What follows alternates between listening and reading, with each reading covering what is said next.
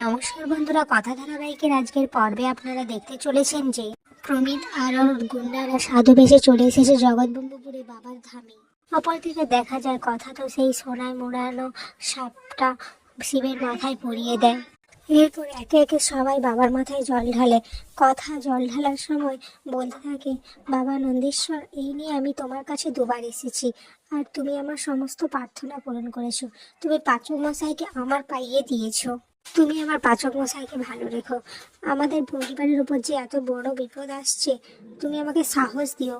এদিকে প্রমিত ভাবতে থাকে সে কিভাবে ওই সোনায় মোড়া সাপটা চুরি করতে পারবে। তখনই প্রমিত খেয়াল করে যে একজন বেলের শরবত দিচ্ছে ওখানে।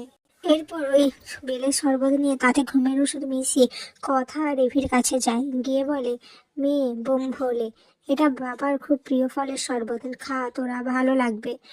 এরপর সবাইকে বেলের শরবত দিয়ে দিলে তারপর আমি ভাবতে থাকি, তোমরা সবাই এই বেলের শরবত ঘুমের ওষুধ মেশানো খেয়ে ঘুমিয়ে পড়বে, আর তারপরে আমি সোনার সাবা শিবলিঙ্গটা নিয়ে এখান থেকে চলে যাব। অপরদিকে দেখা যায় সবাই তো ঘুমের ওষুধ খেয়ে ঘুম পাচ্ছে, কেউই চোখ খুলতে পারছে না। এর ফলে যে যার যেখানে পারে ঘুমিয়ে পড়ে। কথা সমস্ত মেয়েদেরকে একটা অন্য ঘরে এনে শুয়ে দেয়। এরপর কথা খেয়াল করে যে সবাই ঘুমিয়ে গেছে। তখন কথা ভাবে, কি ব্যাপার, এত তাড়াতাড়ি ঘুমিয়ে গেল না, আমি মনে হয় একটু বেশিই ভাবছি। কথাকলি, তুমি যদি এরকম ভাবে সন্দেহ করতে থাকো তাহলে পাচক মশাই তোমার নাম কথাকলি না দিয়ে সন্দেহকলি দিয়ে দেবে। এরপর প্রমিত বলতে থাকে, কথা তুমি আমার ঘুমের ওষুধ মেশানো শরবত খেয়ে ঘুমোচ্ছ, ঠিক তো? ঘুমাও ঘুমাও, আর এদিকে আমি সোনায় মোড়ানো সাপ আর শিবলিঙ্গ নিয়ে এখান থেকে চলে যাব। তখনই হঠাৎ করে একটা বাতাসে দমকা হাওয়ায় কথার ঘুমটা ভেঙে যায়।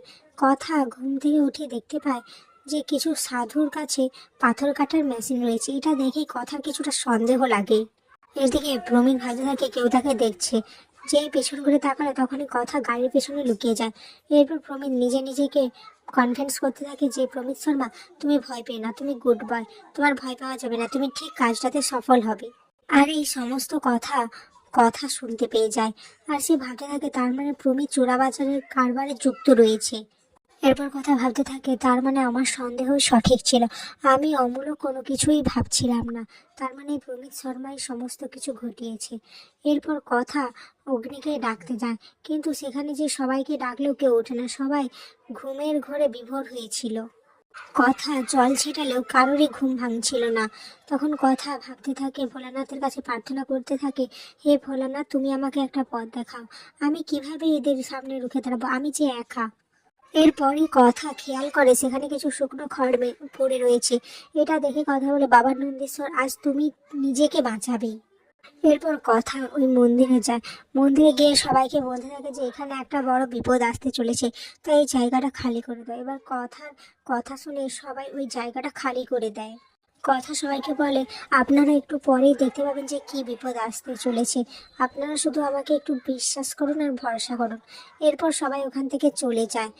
আগামী পর্বে দেখা যায় কথা খড়গুলো জোগাড় করে সেখানে কেরোসিন দিয়ে আগুন লাগিয়ে দেয়।